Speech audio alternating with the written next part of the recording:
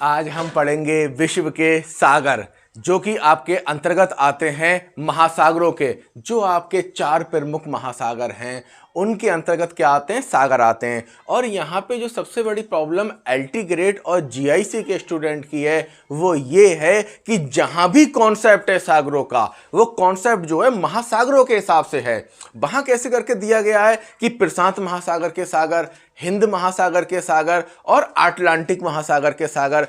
इसके अलावा एक प्रॉब्लम और है, टोटल सागर जो है वो 29 है। टोटल सागर कितने हैं? 29 है। यहां भी प्रॉब्लम ये आ रही है कि जैसे कुछ खाड़ी हैं और कुछ छोटी झीलें हैं, उन्होंने उनको भी मेंशन कर दिया है। किसमें? कई किताबों में उन्होंने जो छोटी खाड़ियाँ हैं, छोटी सी झीलें हैं, उनको मेंशन कर दिया है सागरों में। जबकि ऐसा नहीं है। जो पीसीएस की एंथेटिक किताब हैं, जैसे बौद्धिक प्रकाशन की हो गई, तो इस उनमें क्या है कि कतई एंथेटिक रूप से दिया गया है कि किस महासागर के कौन कौन से सागर हैं। तो हम बात करें परीक्षा पैटर्न की कि आखिरकार आपको एलटी ग्रेड और जीआईसी प्रवक्ता देना है और ऐसी परीक्षा देना है जहां पे जीएस जो है वो कंबाइंड रूप में आती है शिक्षक भर्ती के। तो वहां पे आखिरकार उसका पैटर्न क्या है? तो वहां पे पहला जो सबसे ज्यादा 98% क्वेश्चन पूछ रहा है वो ये पूछ रहा है कि स्थिति क्या है। 98% क्वेश्चन एलटी ग्रेड जीआईसी प्रवक्ता अन्य शिक्षक भर्ती जहां पे जीएस आता है वहां पे ये पूछ रहा है कि आखिरकार जो महासागर हैं वो सागर जो हैं उन सागरों की स्थिति क्या है। महासागर बहुत बड़े होते हैं, आपने पढ़ा था प्रशांत महासागर, अटलांटिक महासागर, हिंद महासागर। अब उनके अंतर्गत छोटे छोटे सागर होते हैं, जैसे कैरेबियन सागर, सारगैसो सागर, भूमध्य सागर, लाल सागर, अरब सागर, कोरल सागर। महासागर बड़ा सागर, छोटा सागर, सागर। तो 98% जो पैटर्न पूछा है परीक्षा में वो महासागर की स्थिति पूछी है। और जिसमें यह पूछा है सबसे ज्यादा कि वो किस महाद्वीप में है, किस देश के किनारे हैं, या उनकी तटरेखा क्या है, या वो किस महासागर के किनारे हैं। स्थिति में उसने कितनी चीजें पूछी हैं? 4 चीजें पूछी हैं। पहली चीज पूछी है किस महासागर के अंतर्गत आता है। जैसे आप देख रहे हो ये क्या है? अटलांटिक महासागर है। ये क्या है? आपका प्रशांत महासागर है। तो उसने पूछ लिया कि दक्षिणी चीन सागर किस में आता है। तो दक्षिणी चीन सागर जो है वो पश्चिमी प्रशांत महासागर में आता है।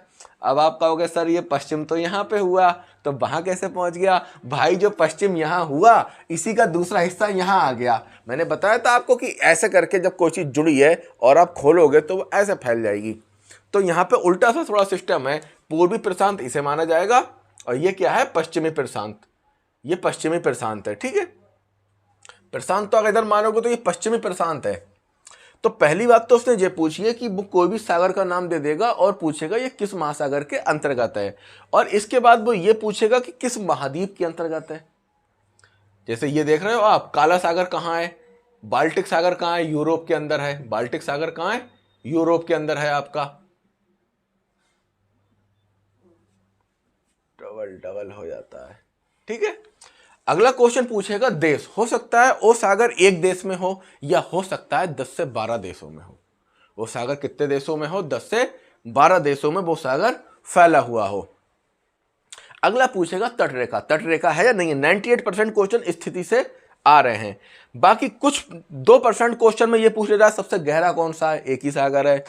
करंट में मुद्दा किस सागर को लेकर चल रहा है। जैसे जो दक्षिणी चीन सागर है इसको लेकर करंट में मुद्दा चल रहा है काफी। और अगला क्या है? विशेषताएं। कुछ सागरों की कुछ खास विशेषताएं, जैसे वो सबसे बड़ी कोरल रीफ है, ठीक है, या उनमें तेल और गैस के भंडार हैं। तो आपको क्या देखना है कि सागरों की स्थिति क्या है, करंट में मुद्दा किस सागर में चल रहा है, थोड़ी बहुत विशेषताएं, ठीक है। ये मैप है, आपको दिख रहा होगा। अब हम देखेंगे, हम दोनों तरीके से चलेंगे। हम एक तो जो 3 हमारे प्रमुख महासागर हैं उनके हम सागर देखेंगे और आपको ये भी बताएंगे कि एलटी ग्रेड में कहाँ से क्वेश्चन आए, जीआईसी प्रवक्ता में कहाँ से आए, और जो अन्य प्रमुख सागर हैं वो भी चलेंगे। तो आपका पहला सागर जो है वो कौन सा है? बेरिंग सागर। क्या नाम है? बेरिंग सागर। ये कहां पर है? एशिया के पूर्वोत्तरी क्षेत्र में है। यह क्षेत्र कौन सा है? एशिया। एशिया का ये पूर्वी क्षेत्र है। तो बेरिंग सागर कहां है? एशिया के पूर्वोत्तर क्षेत्र में है और उत्तरी अमेरिका के अलास्का के बीच। उत्तरी अमेरिका कहां है? यह है उत्तरी अमेरिका, इसके अलास्का के बीच। अब आप कहोगे सर फिर वही बात आ गई कि यहां पे देखो बेरिंग सागर एशिया के यहां दिखा रहा है, फिर उत्तरी अमेरिका क्यों आ गया? तो आप इसको ऐसे समझ लो कि ये आपका क्या है, यहां पे एशिया, ये क्या है, एशिया है। ऑस्ट्रेलिया हो गया, और ये आपका क्या हो गया, उत्तरी अमेरिका, दक्षिणी अमेरिका।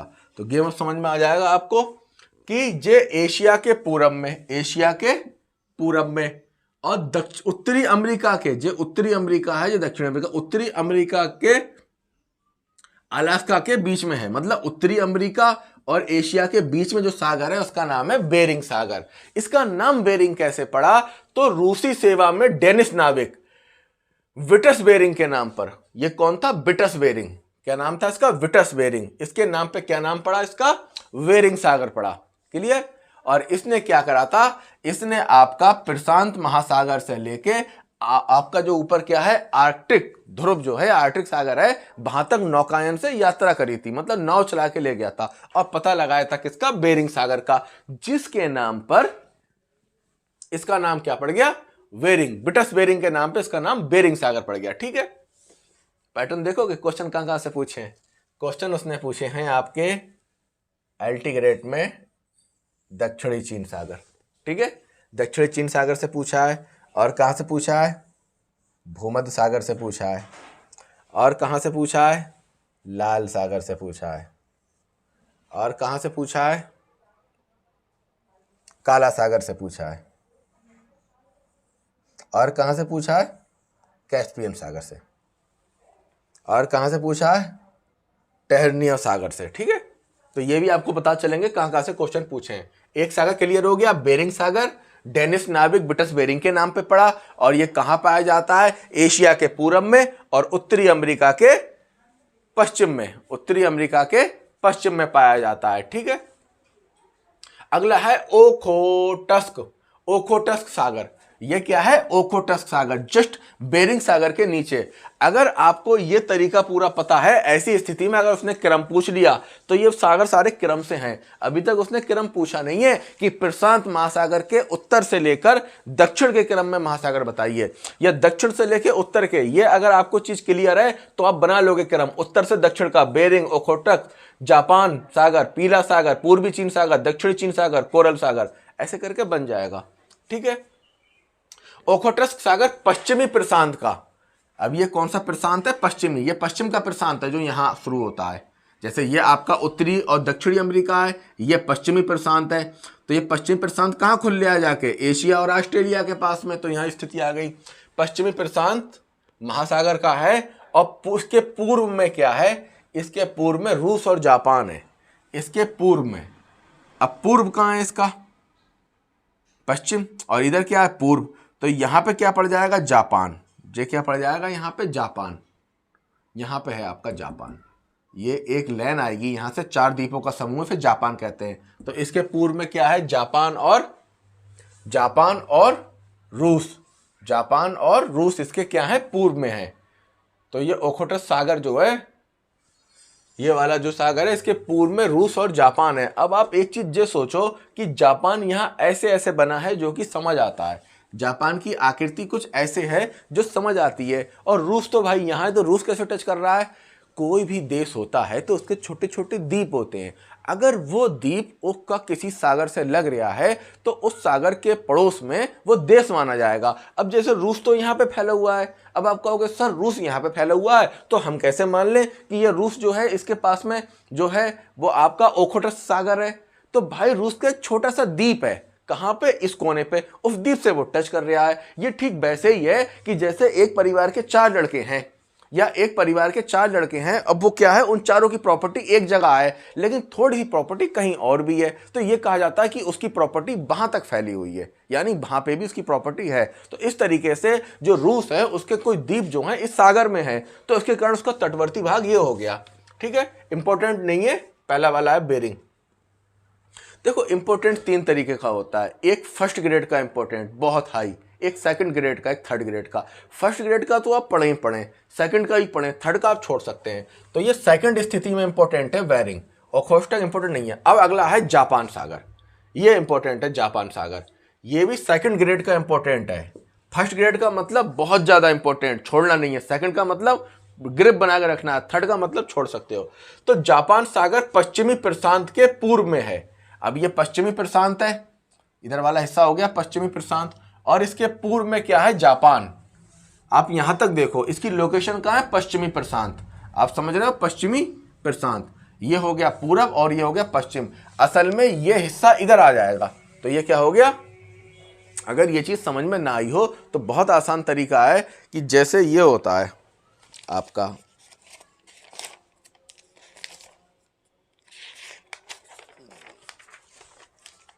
देखो जैसे ये आपको दिख रहा है मैप है, ये वर्ल्ड का मैप है, ठीक है। अब इसका एक प्रशांत इधर है, एक प्रशांत इधर है। अब आपने क्या करा, इसको ऐसे करके जोड़ लिया, ये ऐसा पता होता, गिलो भी लिया था ऊपर से।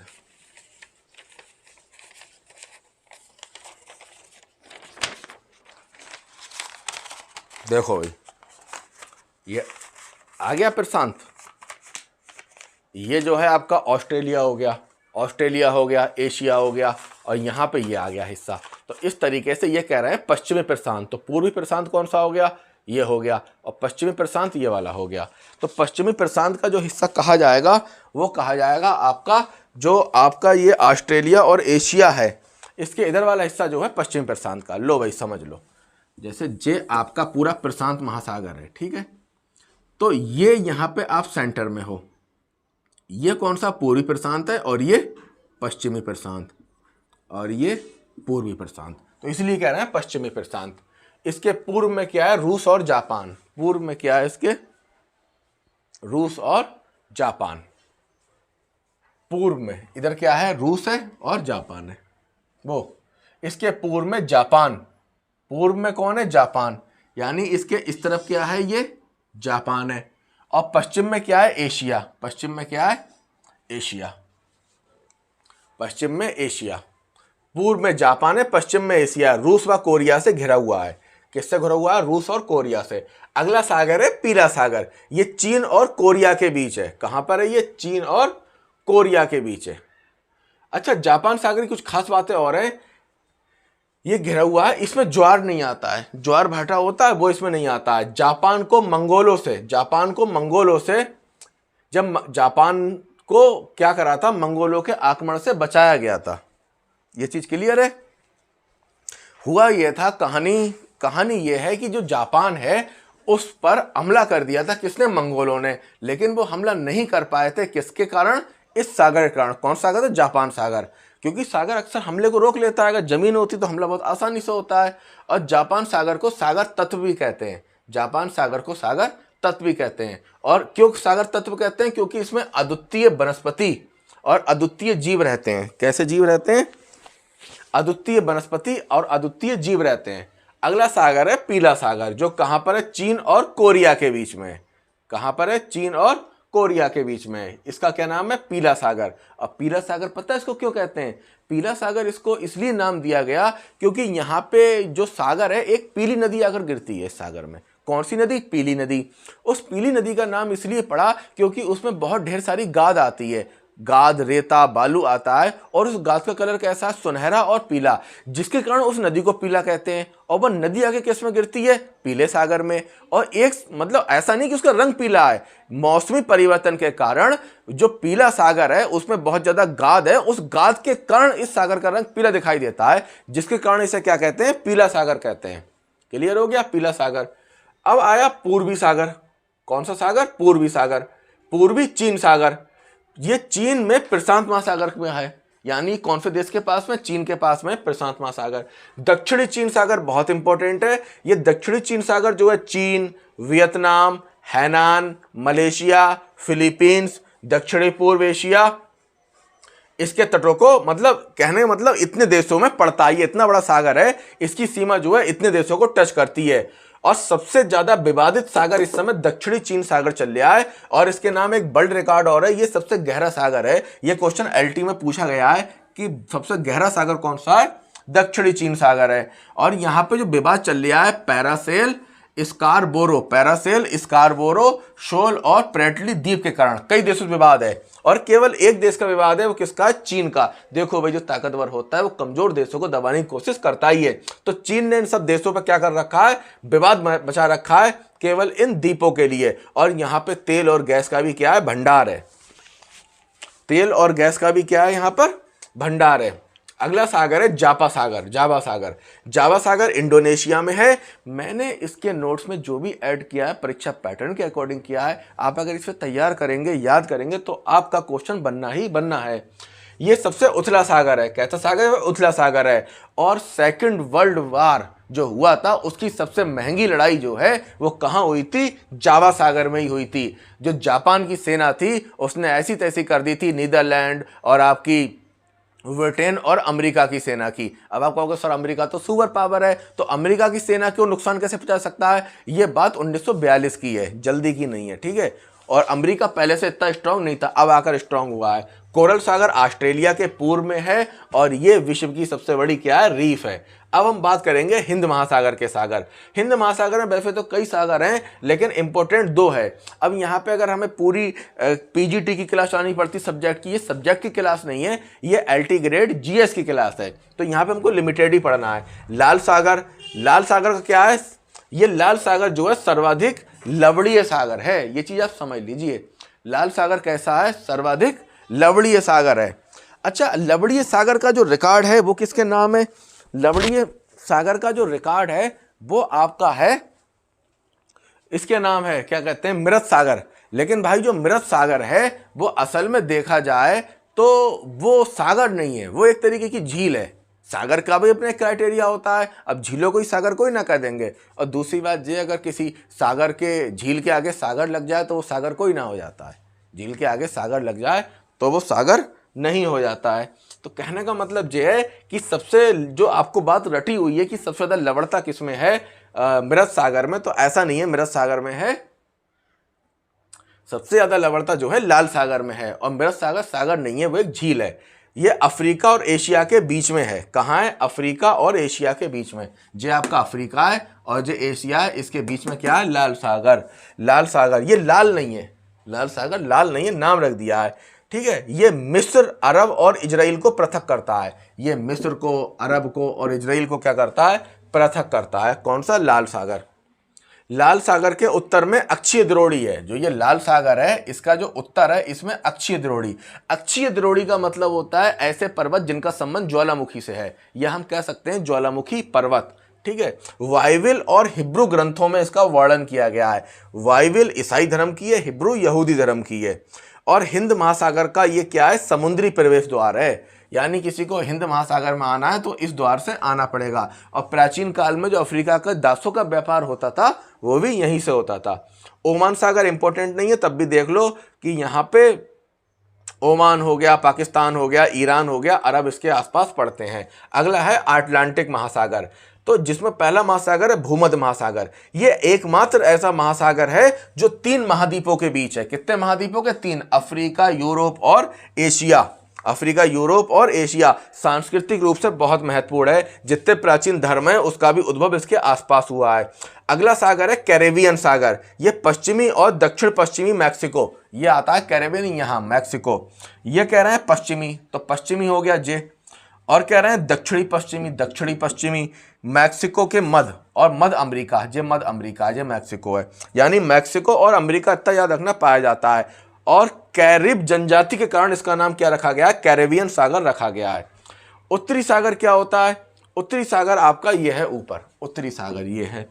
तो उत्तरी सागर यूके हो गया, स्कैंडिनेविया हो गया, जर्मनी, फ्रांस, नीदरलैंड, बेल्जियम के, जो बेल्जियम के बीच में पाया जाता है, ठीक है। इतना ध्यान रखना कि लोकेशन कहाँ है। नॉर्वेजियन सागर क्या होता है, नॉर्वेजियन सागर आइसलैंड, नॉर्वे, डेनमार्क और यूके के पास पाया जाता है। यह आपका नॉर्वेजियन होगा, कम इंपॉर्टेंट है इसलिए ध्यान नहीं दे रहे हैं। बाल्टिक सागर ऐसा सागर है जो यूरोप के सभी ओर से जमीन से घिरा हुआ है। यानी एकमात्र ऐसा सागर जो यूरोप में चारों तरफ से क्या करा हुआ है, जमीन से घिरा हुआ है।